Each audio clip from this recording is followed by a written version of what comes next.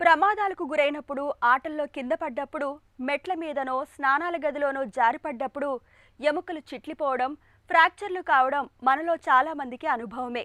అయితే ఎముకల్లో ఫ్రాక్చర్లు అయినప్పుడు మనలో చాలా మందికి ఏం చేయాలో తోచదు. గందరగోళానికి గురవుతుంటారు. ఎముకలు అతుక్కునేందుకంటూ మందులు, మాకులు, ఆకుపసర్లు, నాటుకట్టు కట్టించుకోవడం వంటివి చేస్తుంటారు. చివరికి అనవసర సమస్యల్ని కొని తెచ్చుకుంటూ ఉంటారు. నిజానికి విరిగిన ఎముక దాన్నంతట అదే అతుక్కుంటూ ఉంటుంది. కాకపోతే విరిగిన ఎముక సజావుగా సవ్యంగా అతుక్కునేందుకు వీలుగా తగిన వైద్య సాయం పొందాలని చెబుతారు డాక్టర్లు. ఫ్రాక్చర్ల గురించిన పూర్తి వివరాల్ని ఇప్పుడు తెలుసుకుందాం.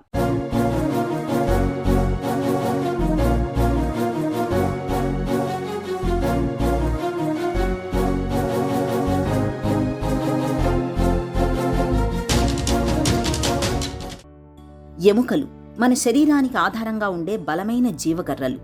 నిజానికి ఎముకలు కూడా సజీవ కణజాలమే. అయితే వీటిలో దట్టంగా పేరుకున్న కాల్షియం, అక్కడి ప్రోటీన్ల ప్రత్యేకమైన కలయిక మూలంగా ఎముకలు చాలా గట్టిగా, దృఢంగా ఉంటాయి. మన శరీర బరువును మోస్తూ మొత్తంగా శరీరానికి సుస్థిరమైన ఆకారాన్ని తెస్తాయి. అయితే ఎముకలు ఎంత గట్టిగా, దృఢంగా ఉన్నప్పటికీ దెబ్బలు తగిలినప్పుడు, బలమైన ఒత్తిడి కలిగినప్పుడు అవి చిట్లిపోవడమో లేదంటే విరగడమో జరుగుతుంటుంది. వాహనాలు, ప్రయాణాలు, వాటితో పాటే ప్రమాదాలు పెరుగుతోన్న ఈ ఆధునిక కాలంలో మనలో చాలా మందికి ఎముకలు విరగడం, వాటిలో ఫ్రాక్చర్లు కావడం అనేది ఎక్కువగా ఉంటుంది. ఫ్రాక్చర్ అంటే అది మనం అందరూ తెలిసినట్ల is a break in the bone, discontinuity of a long bone or a small bone. మనం చిన్న బోన్స్ ఇక్కడ చేతుల్లో ఉంటాయి, లాంగ్ బోన్స్ ఆర్మ్లో ఉంటుంది, షోల్డర్లో ఉంటుంది, తొడలో ఉంటాయి. So any break in the continuity of a bone is called a fracture. దాంట్లో వేరే రకాలు ఉంటాయి, వేరే టైప్స్లో రావచ్చు, అవి వేరే వేరే క్లాసిఫికేషన్స్ ఉంటాయి. నా టైప్స్ ఆఫ్ ఫ్రాక్చర్స్ మనం అంటే దాంట్లో డిఫరెంట్ క్లాసిఫికేషన్స్ ఉంటాయి. మనం మామూలుగా చూసేది open fracture and close fracture. Open fracture అంటే ఫ్రాక్చర్ అయినప్పుడు పైన చర్మం డ్యామేజ్ అయ్యి ఎముక బయటికి వచ్చేది. సో దాంట్లో కొన్ని గ్రేడేషన్స్ ఉంటాయి, కానీ that's little more complicated. So open fracture అంటే స్కిన్ డ్యామేజ్ అయ్యి ఎముక బయటికి వచ్చింది, దాన్ని ఓపెన్ ఫ్రాక్చర్ అంటాం. That is more of an emergency.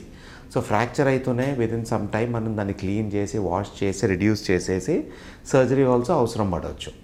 Then next is a close fracture. So ఇది ఓపెన్, ఇది క్లోజ్. క్లోజ్డ్ అంటే పైన చర్మం ఫ్రాక్చర్ అయినా కానీ చర్మం డ్యామేజ్ కాలేదు, ఎముక లోపలే ఫ్రాక్చర్ అయింది, పైన స్కిన్ నుంచి బోన్ బయటికి రాలేదు. So that is what we call a close fracture. So దీంట్లో మనం అంత ఎమర్జెన్సీ కాదు, ఇమీడియట్గా అటెండ్ అయ్యే కాకపోయినా కానీ విదిన్ ఫ్యూ టైం మనం చేసినా కానీ ప్రాబ్లం ఉండదు.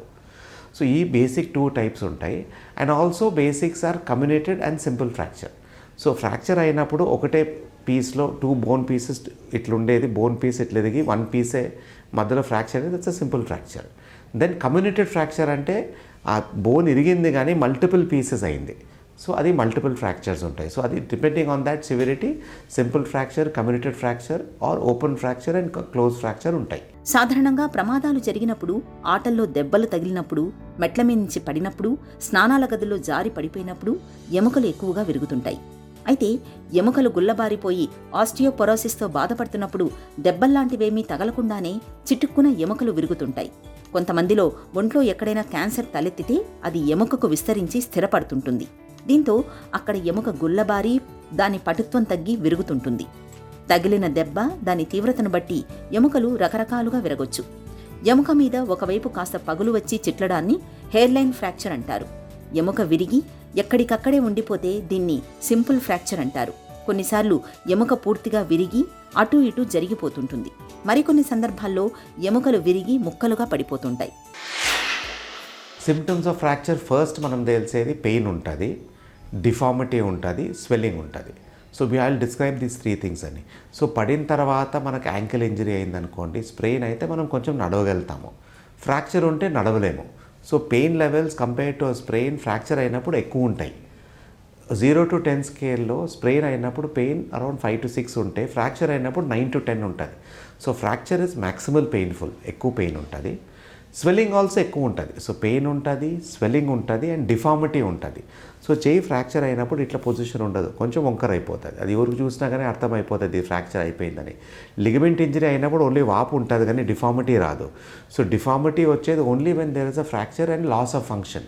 సో ఆ చేయి వాడలేము, కాల్లో ఫ్రాక్చర్ అయితే నడవలేము అండ్ పెయిన్ స్వెల్లింగ్ చాలా ఎక్కువ ఉంటాయి. These are all symptoms of a fracture. So fractures మనకు అయ్యేటివి సింపుల్ ఫ్రాక్చర్స్ ఒక బోన్ అయి యంగ్స్టర్స్లో అయినప్పుడు సీరియస్ అంత కాదు.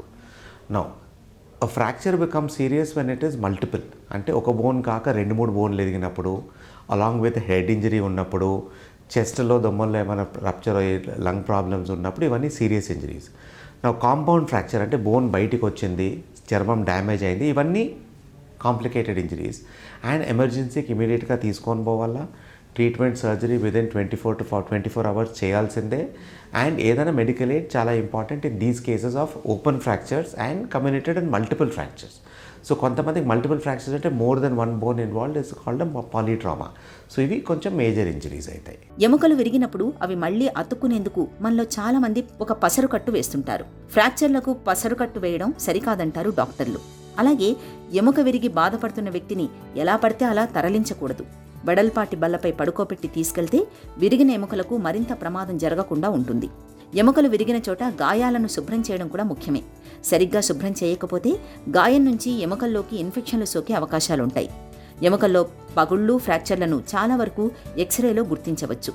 హెయిర్లైన్ ఫ్రాక్చర్ అయితే గాయమైన భాగం కదలకుండా పట్టీ వేసి విశ్రాంతి ఇస్తే చాలు, చాలా వరకు అదే నయమైపోతుంది. సింపుల్ ఫ్రాక్చర్కి సిమెంట్ పట్టి సరిపోతుంది. ఇక బాగా విరిగిన ఎముకలకు రాడ్లు, స్క్రూలు వేయాల్సి ఉంటుంది. మోస్ట్ ఫ్రాక్చర్స్లో ఎక్స్రే ద్వారా మనకు తెలిసిపోతుంది. కొన్ని సిచ్యువేషన్స్లో మేబీ అరౌండ్ 2-5% కేసెస్లో ఎక్స్రేలో తెలియకపోతే సిటీ స్కాన్ ఆర్ ఎంఆర్ఐ చేయాల్సి వస్తుంది. కొన్ని ఫ్రాక్చర్స్ చాలా పీసెస్ అయినప్పుడు దాన్ని మనం సర్జరీ అప్పుడు ఎట్లా చేయాలనుకుంటే దానికి సిటీ స్కాన్ అవసరం పడవచ్చు. కానీ 90-95% కేసెస్లో ఓన్లీ ఎక్స్రేతో మనం డయాగ్నోస్ చేసుకోవచ్చు. సో క్లినికల్ ఎగ్జామిన్ చేసి ఎక్స్రే చేసిన తర్వాత దాన్ని ట్రీట్మెంట్ చేసుకోవచ్చు. దీనికి సర్జికల్ ఆప్షన్స్ ఉందా, కన్జర్వేటివ్ ఆప్షన్స్ ఉందా, ప్లాస్టర్ వేయాలా, అవన్నీ depends all on the level of fractures. నా basic things upper limb fracture చేతిలో ఇక్కడ ఫ్రాక్చర్ అయ్యి ఏజ్లో వచ్చినప్పుడు 60-70 తర్వాత ప్లాస్టర్ వేయవచ్చు, లేకపోతే చిన్న వైర్లు వేయవచ్చు. సో దట్ ఈస్ సర్జరీ ద్వారా.